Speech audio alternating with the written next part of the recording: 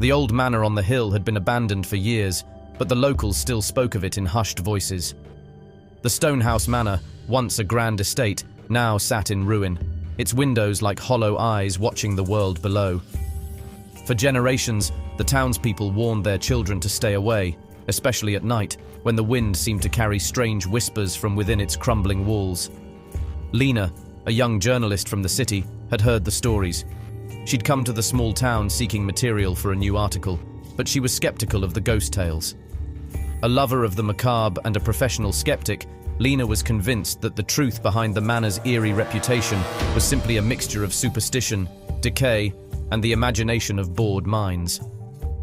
Her curiosity got the better of her one foggy evening. As the sun dipped below the horizon, she made her way up the winding path to the manor, the sound of her boots crunching over fallen leaves the only noise that broke the silence. She'd read about the manor's history. A once wealthy family, the Stonehouses, had lived there for decades until they mysteriously vanished one night, leaving everything behind. The large iron gates creaked in protest as she pushed them open. A shiver ran down her spine, though she blamed it on the chill in the air. Stepping onto the grounds, Lena noticed the overgrown ivy climbing up the stone walls and the broken windows that gaped like wounds on the building's skeletal form. The manor loomed ahead, its looming shape both imposing and sad. She entered through the grand double doors, which had long since lost their shine.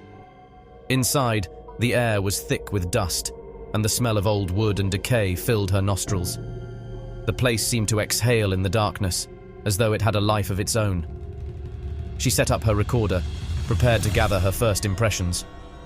"This is Lena Bradford, investigating the Stonehouse Manor in Blackwood. The place feels abandoned. No signs of recent activity. Let's see what we can find." She made her way through the hallways, the sound of her footsteps echoing unnervingly in the silence. The walls were lined with faded portraits of stern-faced ancestors, whose eyes seemed to follow her as she moved past. She shivered again, her rational mind telling her that it was just a trick of the light. In the center of the manor was the gallery, an enormous, circular room with a high domed ceiling.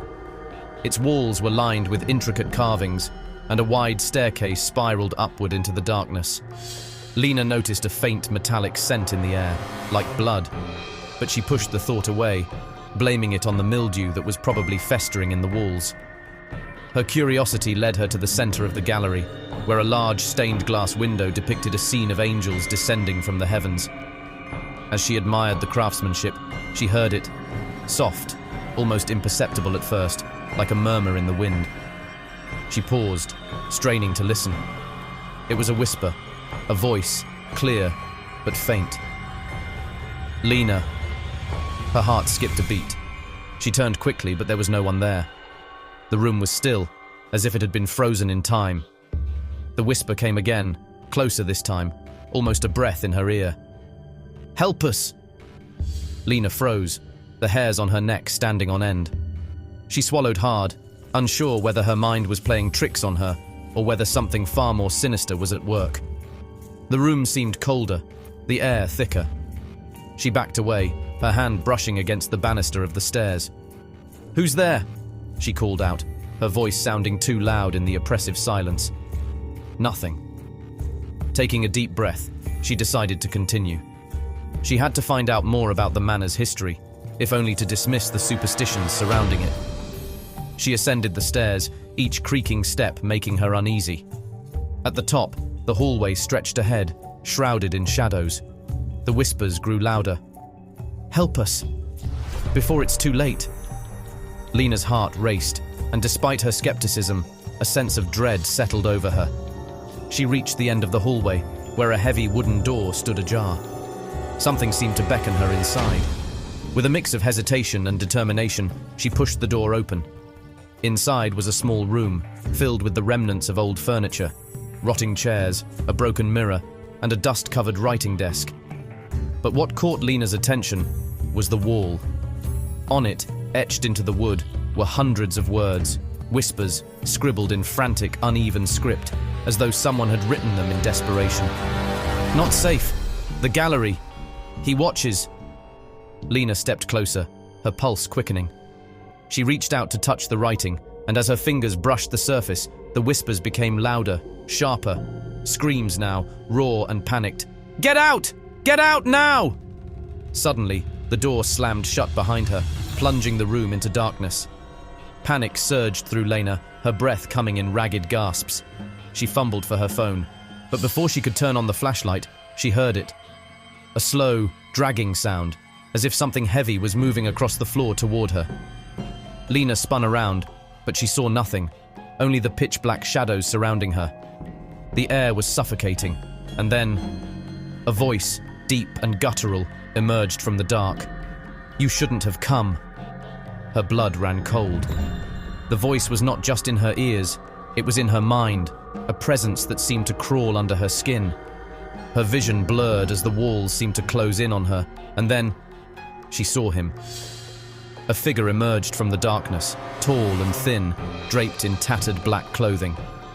His face was obscured by shadows, but his eyes, pale and empty, burned into her soul. He grinned, an unnatural, elongated smile that stretched across his face. "You should have listened," he hissed. Lena stumbled backward, her hand slamming against the door. It didn't open. She pounded on it with all her strength, but the figure was closing in on her, his footsteps dragging slowly, deliberately. And then, as if to seal her fate, the whispering began again, louder now, filling her ears with a cacophony of voices. She could hear them all, their pleas, their screams, their agony. They were trapped like her. She turned and ran, down the hallway, down the stairs, through the gallery. But no matter where she went, the whispers followed. They were everywhere. The walls, the floor, the air itself seemed to hum with them, an unrelenting tide of voices begging for release. She stumbled outside, gasping for breath, her legs weak beneath her. As she reached the gates, she looked back, just once. The manor stood in its darkened silhouette, but in the highest window, she saw him again. The figure, watching. Lena ran, never looking back again. But the whispers stayed with her. Even when she returned to her apartment in the city, even when she tried to sleep. They whispered at night, soft and insistent, as if the house itself had followed her home. She could never escape them.